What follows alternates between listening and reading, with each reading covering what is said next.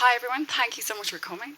As was noted, my essay collection is not due until next year, so I'm still working away on it. So frankly, I'm here for the tips from Emilie and Sophie. But I know in the audience we have readers and we have writers, so we're going to talk a little bit about writing, about our interests, and also hopefully some tips about the process, which I think are really interesting.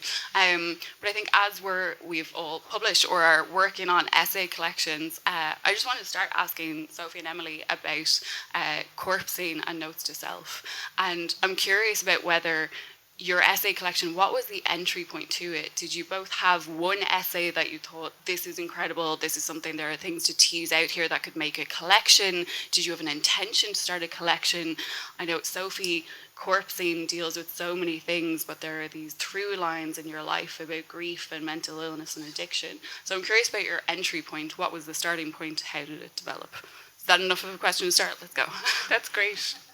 Okay, I'm going to kick off first because Sophie and I have the privilege of being published by the same publishers. So we're sister wives of Tramp Press. They're also publishing my book. Yeah. I'm a baby sister. So this is the Tramp panel.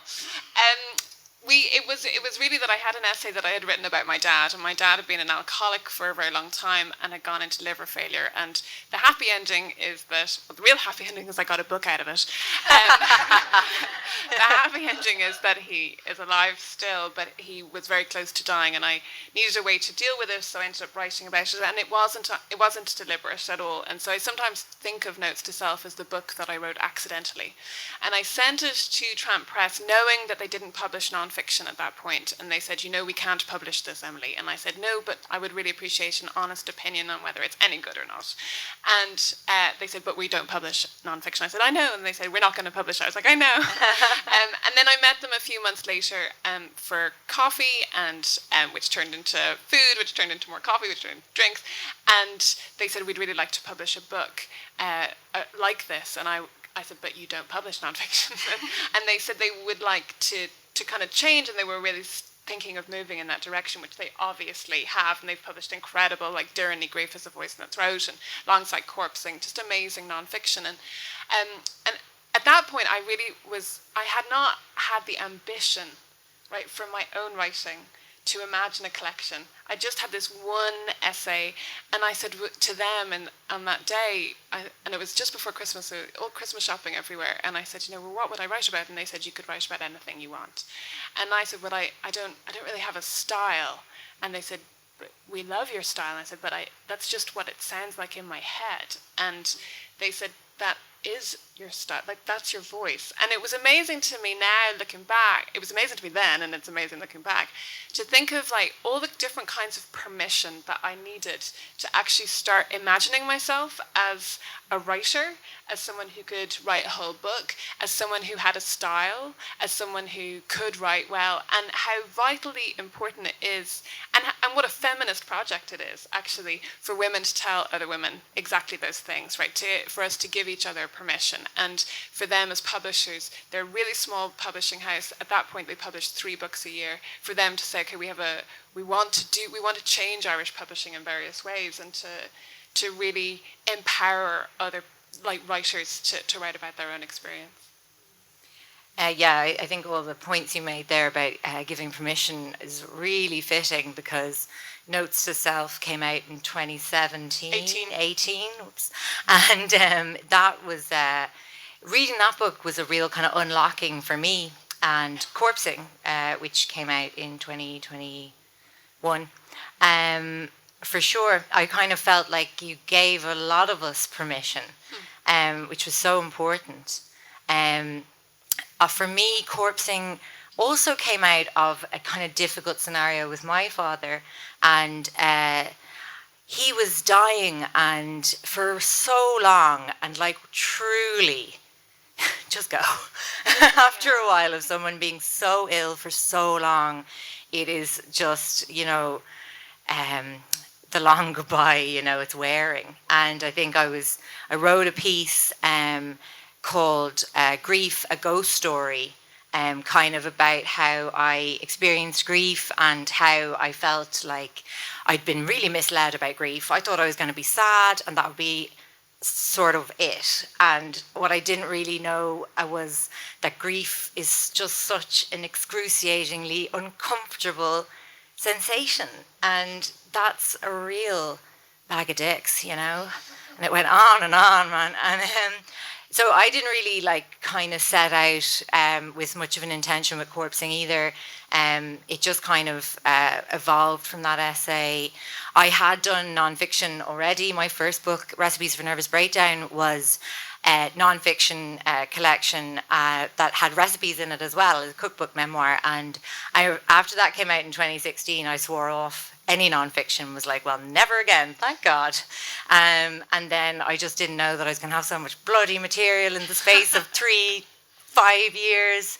And so corpsing, when I kind of first thought of the idea of it being a collection, I knew that I wanted to write about the very all-consuming nature of being alive and how we're consumed by grief and how we consume in terms of, I think I always struggled with my appetite for drinking, and I'm an alcoholic, and I'm in recovery now, just like for, you know, touch wood. And so corpsing became about all of those different things, and then the Tramps had their way with it, and hopefully made it good.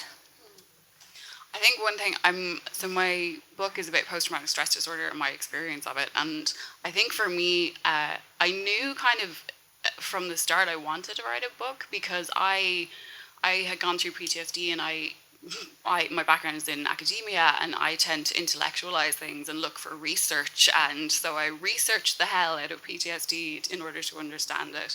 And there are some incredible academic books, but they're quite inaccessible, particularly from people who aren't used to reading academic texts. And I didn't find a lot of books, thankfully there are more coming out now, but I didn't find a lot of books by women about women's experience, and so much of research about post-traumatic stress disorder is based on the experiences of men, and specifically men who have been at war.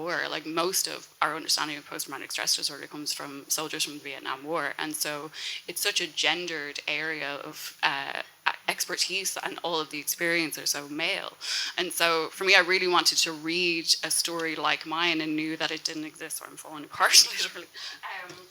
I knew that it didn't exist, but also I think something that I found so powerful about both of your works is that I feel there are narrative scripts when it comes to women and how we should experience things, how we should experience grief, how we should experience caretaking, addiction, all of these, motherhood, all of these issues. And for me, the script so didn't apply. I was so used to seeing representations of, again, men experiencing PTSD, or if women experience PTSD in, you know, TV shows or films, it was just women shrunk down crying, and that was acceptable because PTSD was making them smaller, and we're okay with women being broken. But PTSD made me really angry and paranoid and hyper-vigilant, and so I take everything as an attack, and it made me unlikable.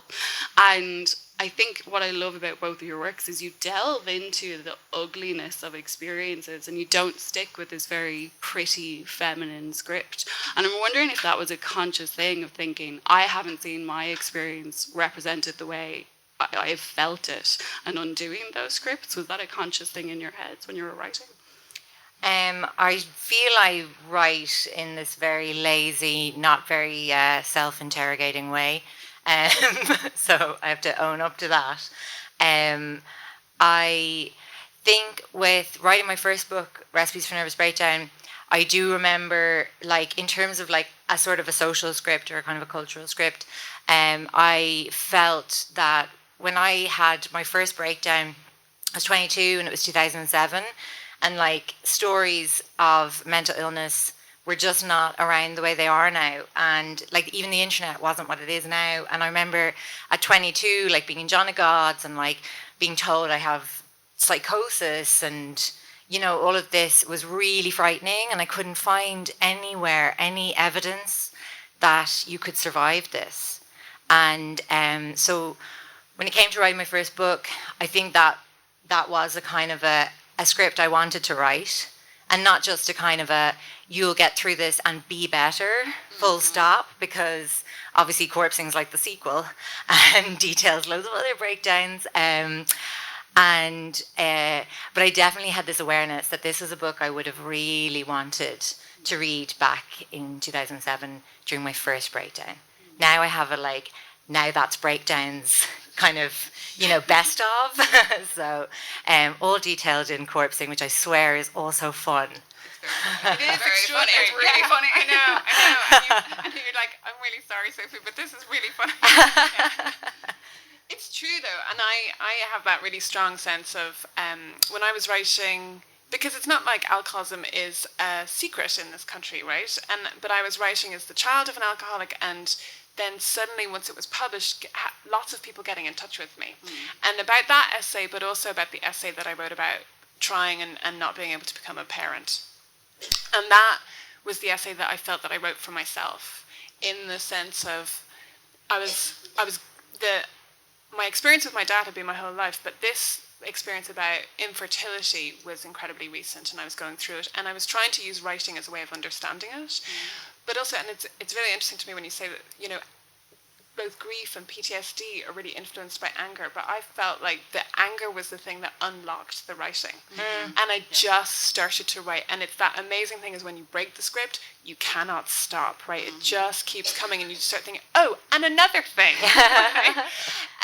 And it was then extraordinary to me to get, after Notes to Self was published, it's extraordinary to me how important it is to have these alternative scripts coming out, because I started just getting literally hundreds of letters from people who had been through very similar experiences, and including an email from someone who said she was in her 60s and she'd never even discussed this with her husband, and she was calling a counsellor for the first time. She just left a message on a voicemail, and just thinking of how oppressive it is to not hear the stories, right, and to not encounter them. And I just had felt so lonely, as if I was the only one. Yeah. And it's funny because reading Notes to Self, and particularly your essay about your father, was really uncomfortable for me, because I was coming to the end of my active alcoholism, and it was definitely really confronting, but really important, I think, to read from the perspective of as a child, and it definitely spurred me to get honest with myself about the addiction. And as you said, about loneliness, addiction is just the loneliest state. You are living in hiding, and it's a real kind of blight on your life. It's like a parasite having an addiction that you serve, and so thank you for that. Well, thank you. I read Corpsing and thought, I might maybe understand my dad a little bit better. Wow, yeah. And that is the thing, that we are inevitably always going to be writing or seeing or talking or thinking from our own perspectives. And the amazing thing about reading is being able to encounter someone else's perspective. So it was extraordinary. And you were just, this is something I'd love to ask all of us, right? Is that Sophie, I've never read a book as honest as Corpsing. Oh, God. It's extraordinary. I don't know if that's a good thing. No, I wonder how that is for you. How it was for you writing. Were there things that in the editing you had to take out? How did you approach that sense of honesty? Yeah, sure, because it's kind of weird. I'd say we all get this with our writing, people being like, oh, that's so brave. But in brackets, it's so /foolish, And, just lie. Yeah. And so, obviously, I don't really experience it in that way, because I don't make a conscious decision, to be honest. I just don't have another way I can be. So it's not that, I suppose, challenging. It's just what comes naturally. But I do kind of feel with the first draft, I always just give myself permission to just write truly as if no one will ever read this document, and be as unacceptable as I want to be, and I am, on those pages. And then, so, we actually discussed this earlier when we were talking around editing, and we kind of came to realize that we both come at it from kind of almost different directions, because you were talking about how, kind of meticulously research it, as you've just mentioned, and sort of, I suppose, that sense of kind of trying to put in place the narrative and things. And I think I just really just like, just like it comes up and onto the page, and I kind of try to like not mediate it and try not to judge the standard, especially like in first drafts. Like anyone here who writes like knows just how unbelievably shit first drafts are. And but I give myself permission to say everything. Yeah. And then I say, look, it's okay, I can figure that out later. It's more important to say it and then to question it and make decisions. But like honestly, there's nothing that I took out of corpsing in the edit. Like, I mean, obviously I did a lot of editing and shaping, but I didn't decide to omit any events or anything. It's just how it came out. But also I do really move on quick from all my books. Like, I get really detached about them. You kind of, I don't know if everyone finds this, but like I find I'm detached even before publish. Like, people are like, how's the book going? And I'm like, what, the one I'm writing at the moment? Like, fuck off, I'm writing it, okay? Stop asking about it. And they were like, no, that one that's just out. And you're like, oh, that, yeah. Can't remember what's in that, thank God. That's really healthy. Yeah, I just kind of finish them and like drop kick them away from me. And that's, I guess, I think that's like kind of a defense thing though. Because you'd torture yourself if you thought too much about what's contained in it and it being in other people's hands. What about you guys? I think the honesty question is interesting because I think for me, a big part of writing this book about PTSD was acknowledging the honest, like when I was in the throes of PTSD, I couldn't read or write for 2 years. That's really how it affected me, which really as a writer, racks with your sense of self. But also my experience of PTSD was so fragmented. My memories were so fragmented. The way I experienced the world was extremely disjointed. And so in writing it, I thought, I can't tell this in a very lovely literary prose chronological way because that's so dishonest to how I experienced it. And that's presenting an image of PTSD that isn't what it is. So for me, keeping the book in fragments, literally, structurally, was a really important part of saying, this is almost an act of translation. Like, I'm well enough now to write, and so I'll never be able to capture exactly how bad it was, but in the structure I can mimic it. But I think something's interesting, that idea of using humor as defense mechanism or the defense mechanism. I do notice I do use research in my work, and I talk about research into trauma, which I think is important. But I also can notice myself when I'm using research as a defense mechanism, because I'm not brave enough to go, this happened to me and I hope you'll just believe it because it happened to me and I'm telling you. There's almost, because women were so doubted generally, and particularly when it comes to instances of things like sexual violence, of abusive relationships that I'm writing about, we're automatically discredited and gaslit and taught to question our experiences and told that we won't be believed. So I have to notice when I'm using research because it's genuinely helpful in elevating the work, and when I'm also sometimes going, no, you believe me, right? There's research backing me up. So I think that's a defense mechanism. And then someone else pointed this out to me. They were like, you slip into second person in your writing a lot. And I said, oh. But I noticed that I do it. And I think, again, sometimes it's really important to slip in the you, because I think representing stuff like disassociation, if I'm representing that I'm feeling distant from myself and looking at me not as an I but as a you. And also I think it can be quite empathetic and immersive for a reader to read, you are doing this, you are feeling this on the page, which can be helpful. But I do also have to notice when I'm distancing myself from the material and it's not in a helpful way for the writing, and noticing those defense mechanisms. But I don't actually find it that difficult writing, again, in a brave or a vulnerable way, until it's that idea of, oh, it's going to get published now, and will everyone believe me and take it seriously? Which is a big theme of what I'm trying to dismantle in the book, so I have to really pay attention to it. But isn't that interesting, the way that form and content and theme all mirror each other, right? And it's funny, so because when you were saying, I want to get it out onto the page, that's exactly how I feel. I feel like it's like this thing inside my body, and I need to get it out of this body, right? In order to be able to just live my life and get it. And the page is conveniently empty, right? So I can just dump it all onto the page. But it was funny when I was, I don't really think, people say, oh, self is so brave. And I think if I had imagined what the consequences would be, which my mother, who is here today, kept saying to me, she kept saying, people are going to read this, and have you heard of trolls? And I was like, what? But no one's going to read it, right? And then I kept editing it, and I kept changing it, and I kept resending new versions of the manuscript to Tramp Press until eventually Lisa said, oh, Emilie, it's at the printers. There's nothing you can do. And I was like, right, yeah, printers. Shit. Right? Printers, warehouse, bookshops. Oh God. And then 15 languages. Yeah. Like, it is such an incredible piece of work. Thank you.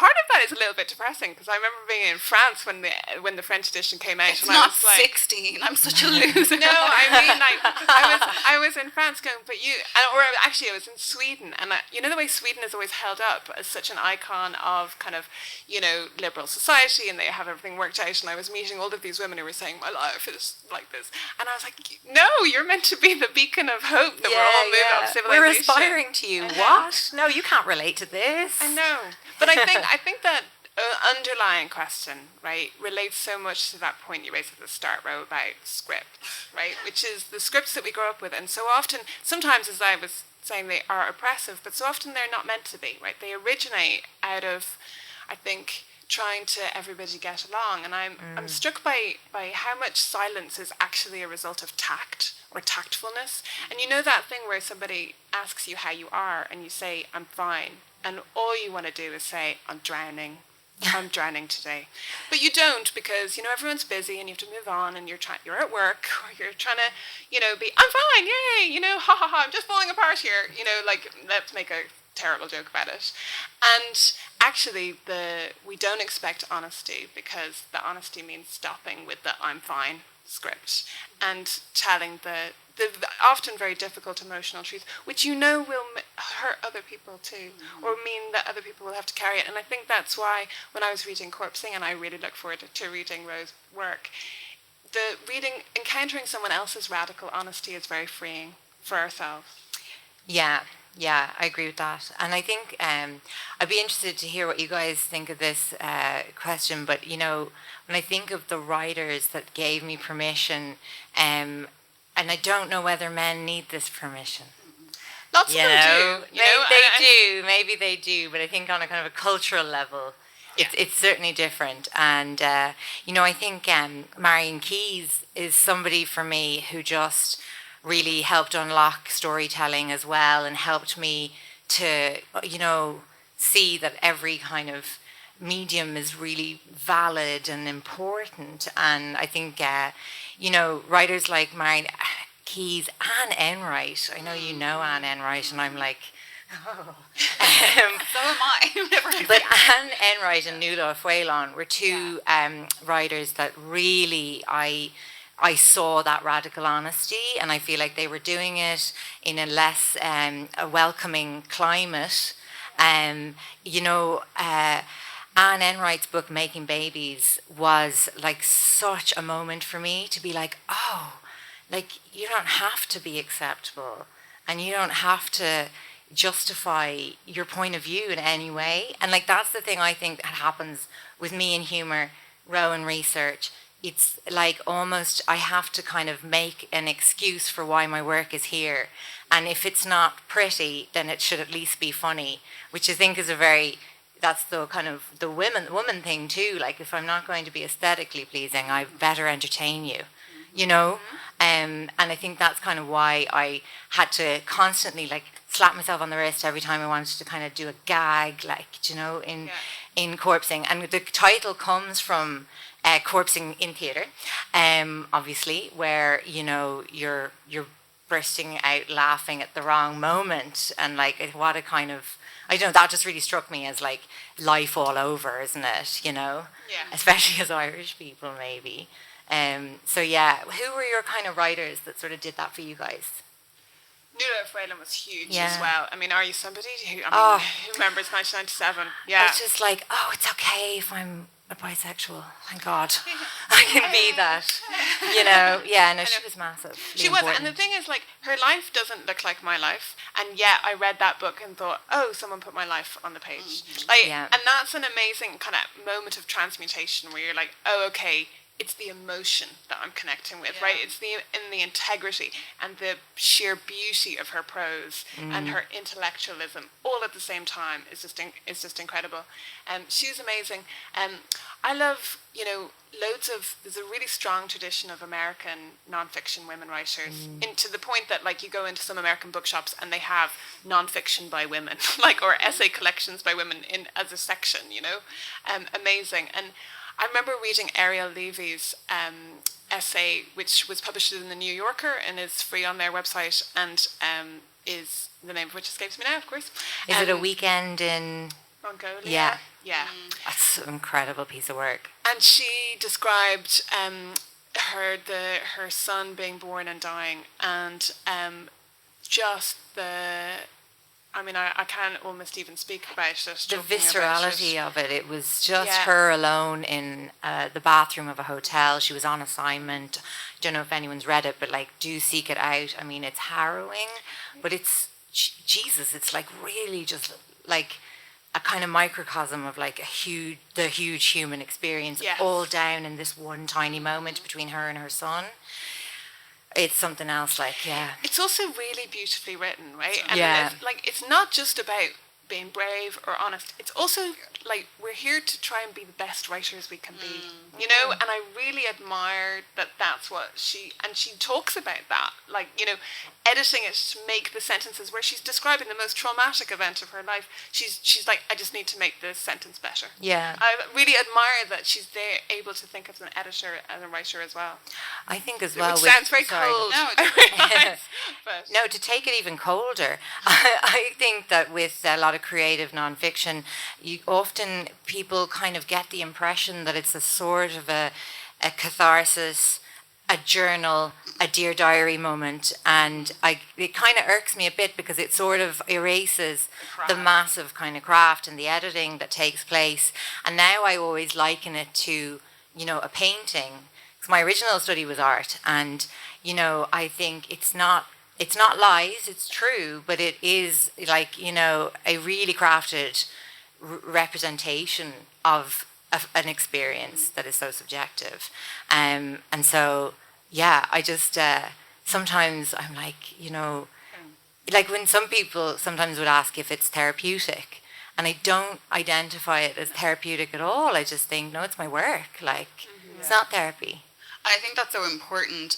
I think you have a responsibility to the reader when you're writing about really difficult experiences, potentially traumatic experiences, distressing experiences.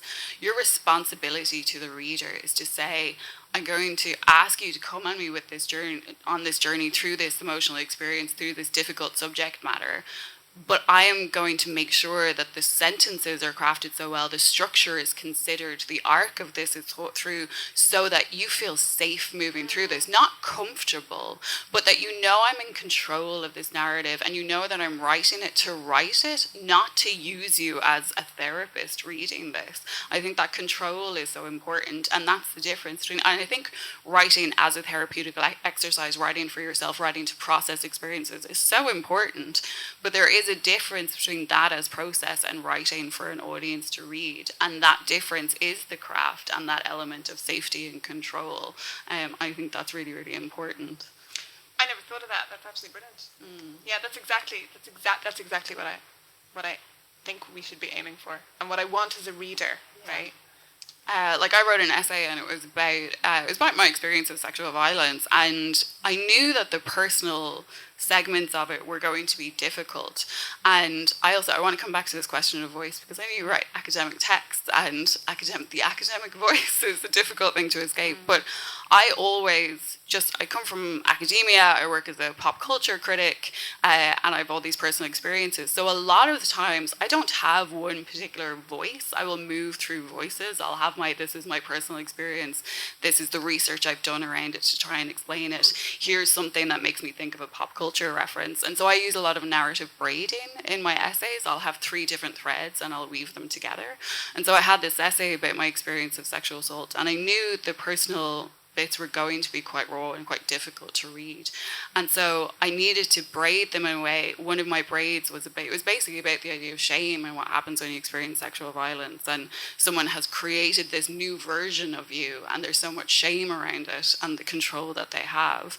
And then I wanted to write about Irish women who've been in the news after experiencing sexual violence, and incidents like Listowel, when, you know, this man sexually assaulted this woman and everyone in the town stood up in court to shake his hand, and this idea of the shame we inflict on women who experience sexual violence. And then I had a metaphor of Frankenstein and this idea of a monster that is created and the villagers inflicting shame and coming with pitchforks.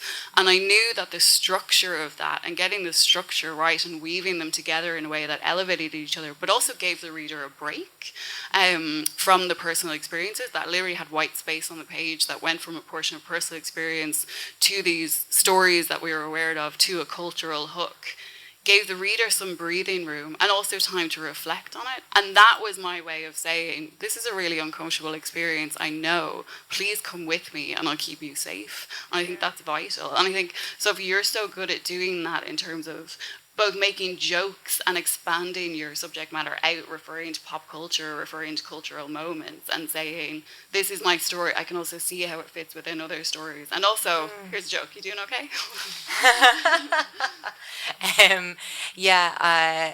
Structure's an interesting one, and voice, as you said. Like, I feel like I have, a lot of different voices, because as well as writing nonfiction, I write fiction, and I find, I don't know how you found this with Ruth Pen, but like, I really I sort of submerge into the characters as I'm writing them, and I have very distinctive ideas of how they speak, and I suppose, and then the decision about, say, genre as well, because I work a lot across different genres, and I find, like, people sometimes ask, like, how do I know that something is going to be commercial women's fiction and what's going to be literary fiction? And I kind of think it's the story always dictates that.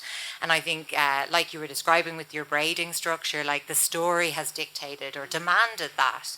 And so that's kind of, I feel like I switch in and out of all the different voices. I write a column in the Sunday Independent, and that has such a specific voice, and I just slip into it very easily, and and I kind of feel I get a lot of satisfaction out of having those different voices. I also tend to work on projects kind of concurrently, so I'll have something, like I wrote Corpsing alongside two commercial fiction novels that were rom-coms essentially, and would go between them, and because I find that impossible. I find it impossible to switch between different types of projects. So I really admire a brain that can do that. Well, I don't think it's superior. It's just another way. Do you know that kind of way? Like, the thing really that you can't do is always superior, right? It's always the thing you're like, I wish I could do that. Why can't I? Yeah, no. I feel like it's a breather or something, do you know? The project I can't work on is superior. I'll be working on a project and be like, but I have this new shiny idea over here. Yeah. Why would I stay with this one? I've been with it so long. I know. In fact, that might be the hardest thing about writing, is picking the thing, because it doesn't get written unless you pick the thing that gets written. And how did you find then moving into fiction? I found it really freeing to write fiction, to make stuff up, basically, after having to put my own experience on the page. Once I had done that, I really felt the need to divert. Of course, I ended up then writing a novel about infertility and childhood loneliness and bullying. So I didn't get that far, right?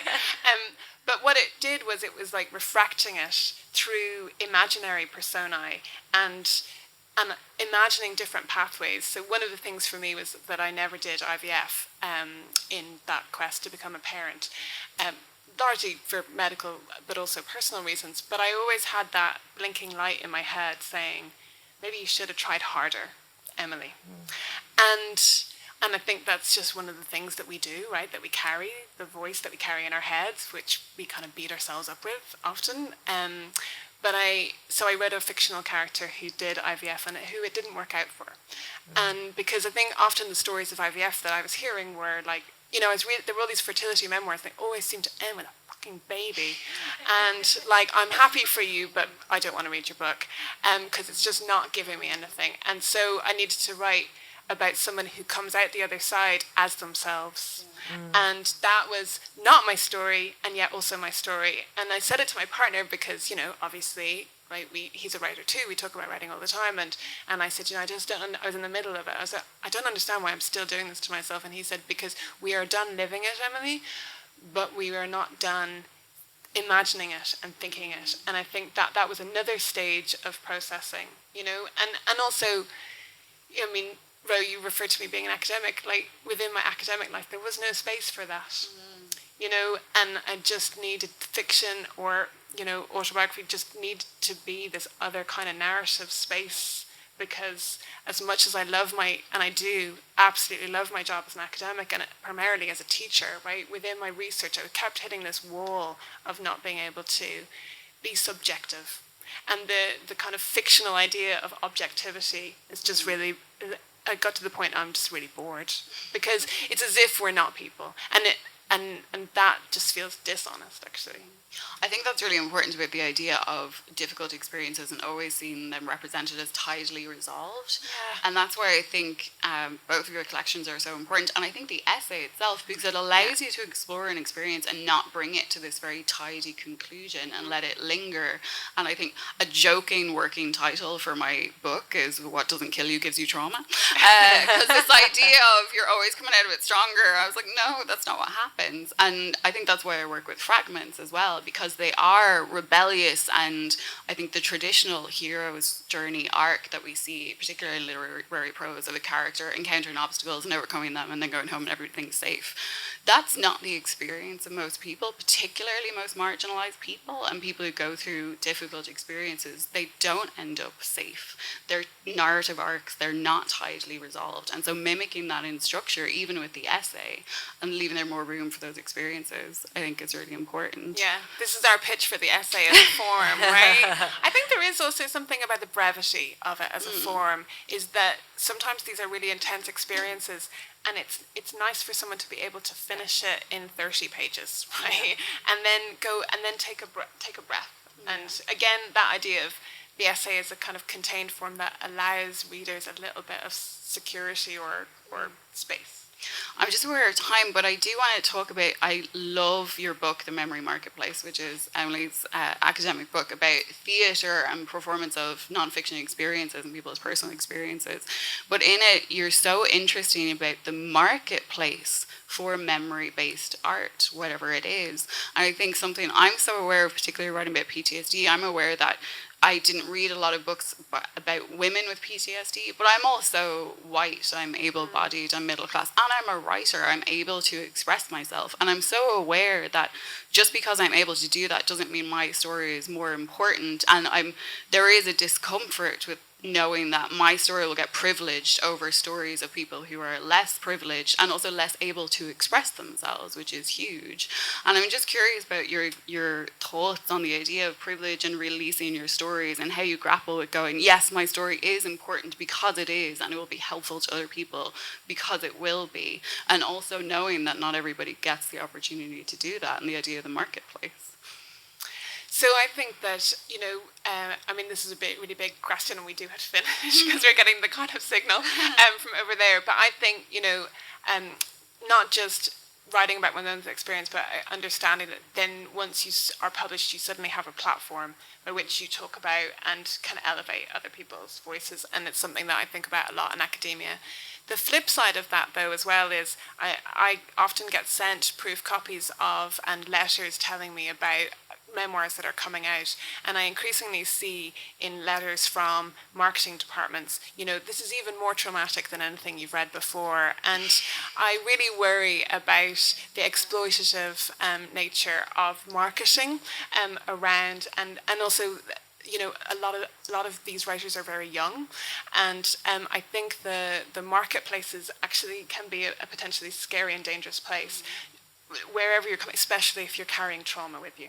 Right? And so one of the things I always say is, I'm safe in my life now and you don't have to worry about me. But it's that sense of, even being safe in my life, it has been very difficult to withstand some of the demands that are placed on me. You know, the number of times I've been in interviews where, live on radio, the interviewer feels perfectly allowed or enabled to ask me incredibly intimate questions about my experience of sexual violence, for example. And it's not, and they make faces at me and wave their arms and stuff when I say, well, I'm just not talking about that. And actually how, in a weird way, though I started out by saying silence can be oppressive, I also think we have the right to silence, right? We have the right to say, I'm not talking about that. Great note to end on. Thank you all for coming. Thank you.